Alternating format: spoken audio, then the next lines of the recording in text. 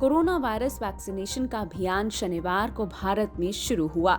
प्रधानमंत्री नरेंद्र मोदी ने सुबह 10:30 बजे देश को संबोधित कर इस अभियान की शुरुआत की, जिसके पहले चरण में 3 करोड़ स्वास्थ्य कर्मियों और फ्रंटलाइन वर्करों को वैक्सीन दी जाएगी। आज पहले दिन 3006 केंद्रों पर इन्हें वैक्सीन दी जा रही है। अपने संबोधन में पीएम मोदी ने देशवासियों को टीकाकरण की बधाई दी। उन्होंने कहा कि महीनों से देशवासी इसी दिन का इंतजार कर रहे थे कि कोरोना वायरस वैक्सीन कब आएगी, जो अब बहुत कम समय में आ गई है। वैक्सीन रिसर्च से जुड़े अनेकों लोग विशेष रूप से प्रशंसा के हकदार हैं, जो बीते कई महीनों से कोरोना के खिलाफ वैक्सीन बनाने में जुटे थे, दिन रात जुटे थे। न उन्होंने त्योहार देखा है, न उन्होंने दिन देखा है, न उन्होंने रात देखी है। आमतौर पर एक वैक्सीन बनाने में बरसों लग जाते हैं, लेकिन इतने कम समय में एक नहीं, 2 मेड इन इंडिया वैक्सीन तैयार हुई है। इतना ही नहीं, कई और वैक्सीन पर भी काम तेज गति से चल रहा है। ये भारत के सामर्थ्य, भारत की वैज्ञानिक दक्षता, भारत के टैलेंट का जीता जागता सबूत है। पीएम मोदी ने बताया कि जिन्हें संक्रमण का रिस्क ज्यादा है, जैसे स्वास्थ्य से जुड़े लोग, पुलिसकर्मी, सफाई कर्मचारी और जिन पर कानून व्यवस्था की जिम्मेदारी है, उन्हें प्राथमिकता पर वैक्सीन दी जाएगी। उन्होंने कहा कि ऐसे लोगों को सबसे पहले वैक्सीन लगवाकर समाज उनका कर्ज उतार रहा है। दूसरी डोज कब लगेगी, इसकी जानकारी भी आपके फोन पर दी जाएगी। और मैं सभी देशवासियों को ये बात फिर याद दिलाना चाहता हूं कि कोरोना वैक्सीन की 2 डोज लगनी बहुत जरूरी है। एक डोज ले लिया और फिर भूल गए, ऐसा गलती मत करना। और जैसा एक्सपर्ट्स कह रहे हैं, पहली और दूसरी डोज के बीच लगभग 1 महीने का अंतराल भी रखा जाएगा। आपको ये भी याद रखना है कि दूसरी डोज लगाने के 2 हफ्ते बाद ही आपके शरीर में कोरोना के विरुद्ध जरूरी शक्ति विकसित हो पाएगी।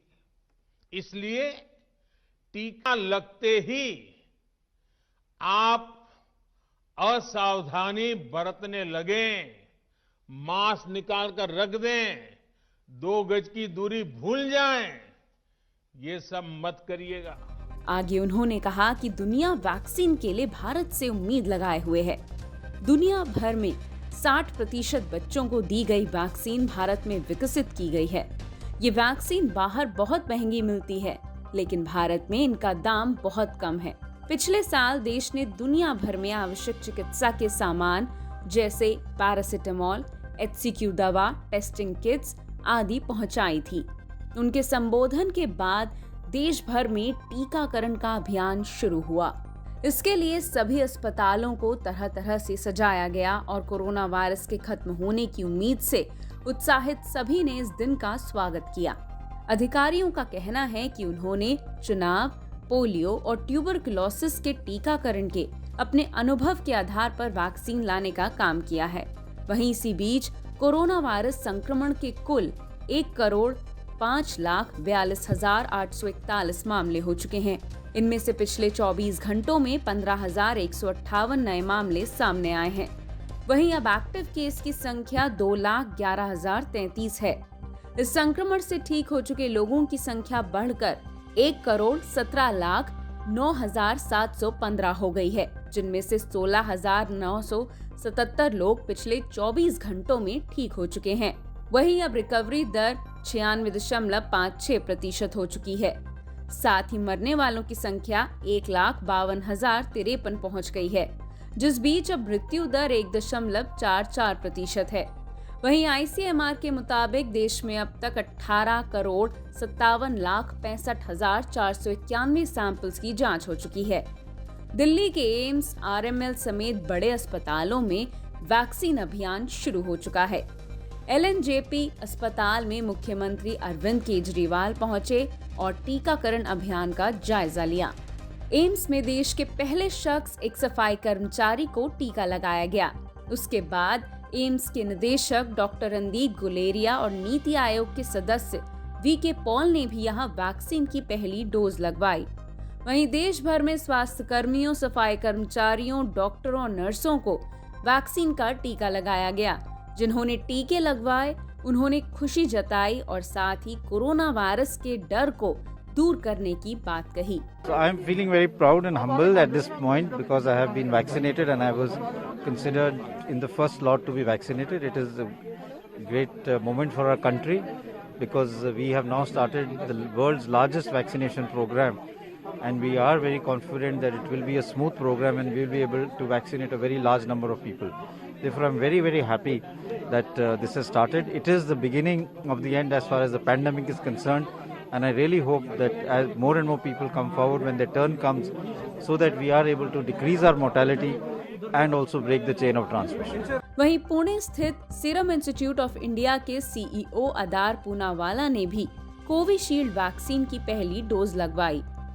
दूसरी ओर केंद्रीय स्वास्थ्य मंत्री डॉक्टर हर्षवर्धन ने इस मौके पर खुशी जताई और कहा कि वैक्सीन देश में कोरोना वायरस के खिलाफ संजीवनी का काम करेगी। साथ ही उन्होंने इससे जुड़ी अफवाहों से बचने की बात भी कही। वहीं रक्षा मंत्री राजनाथ सिंह ने PM मोदी, वैज्ञानिकों और कोविड-19 वॉरियर्स की प्रशंसा की। लेकिन मुझे प्रसन्नता है इस बात की हमारे प्रधानमंत्री जी श्री नरेंद्र मोदी जी के नेतृत्व में इस आपदा के आने के साथ साथ इसे निपटने के भी प्रयास प्रारंभ कर दिए गए और बहुत ही हिम्मत और साहस और सूझबूझ के साथ इस कोविड पैंडेमिक की चुनौती को हमारे प्रधानमंत्री ने स्वीकार किया और स्वयं इस चुनौती से निपटने के लिए क्या क्या कदम उठाए जाने चाहिए उस पर गंभीरता के साथ विचार किया और मंत्रिमंडल में उनके साथ होने के कारण और प्रायः बैठकों में रहने के कारण मैं कह सकता हूं कि एक सप्ताह में 2-3 बैठकें निश्चित रूप से कोविड पैंडेमिक के चैलेंज से निपटने के लिए बराबर हमारे प्रधानमंत्री ने की। आज जहां पर टेस्टिंग लैब हमारे हजारों से ज्यादा अधिक हो गए हैं, वहीं पर मास्क, PPE किट्स और वेंटिलेटर हमने पर्याप्त संख्या में बनाकर केवल देशवासियों की सेवा ही नहीं कर रहे हैं, बल्कि दुनिया के दूसरे देशों को एक्सपोर्ट करने का भी काम कर रहे हैं। और ऐसे हालात हम लोगों ने 4, 5, 6 महीने के अंदर ही पैदा किए हैं इस देश में।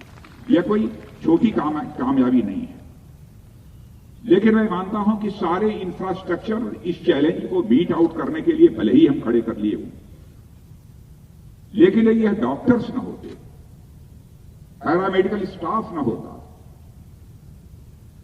जिन्हें कि हम बराबर वॉरियर के रूप में, कोविड वॉरियर के रूप में जानते हैं, और इन्होंने जोखिम न उठाई होती तो मैं समझता हूं कि हमारे ये सारे इंफ्रास्ट्रक्चर, सारी चीजें ये धरी की धरी रह जाती हैं। वहीं अब वैक्सीन की सुरक्षा को लेकर सवाल उठाए जा रहे हैं, लेकिन जहां एक तरफ PM मोदी और केंद्रीय मंत्री हर्षवर्धन ने इन्हें नकार कर वैक्सीन की सुरक्षा का भरोसा दिलाया, वहीं कांग्रेस नेता मनीष तिवारी ने इस पर फिर सवाल उठाए।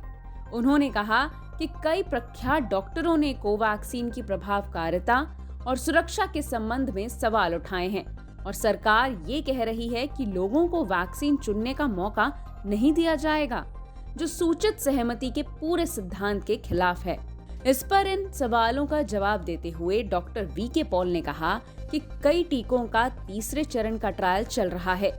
फाइजर और मॉडर्ना का भी तीसरे चरण का ट्रायल चल रहा है, लेकिन इसके लाभ रिस्क से ज्यादा हैं। हजारों व्यक्तियों पर संदेह के बिना सुरक्षा साबित की गई। हमें अत्यंत भिन्न कठिन और असामान्य परिस्थितियों में सामने आई वैज्ञानिक प्रक्रियाओं का सम्मान करना चाहिए। आज 2 महान टीके उपलब्ध हैं। जो भी टीका आपको आवंटित किया गया है, कृपया उसे लें। वहीं दूसरी ओर भूटान के प्रधानमंत्री लोटे शेरिंग ने पीएम मोदी और भारतवासियों को बधाई दी और ये उम्मीद जताई कि इस टीकाकरण अभियान से सभी लोगों को राहत मिलेगी। इस पर पीएम मोदी ने भी उनका शुक्रिया किया और कहा कि इतने कम समय में ये सफल हो पाया, जिसके लिए सभी वैज्ञानिकों को उन्होंने बधाई दी।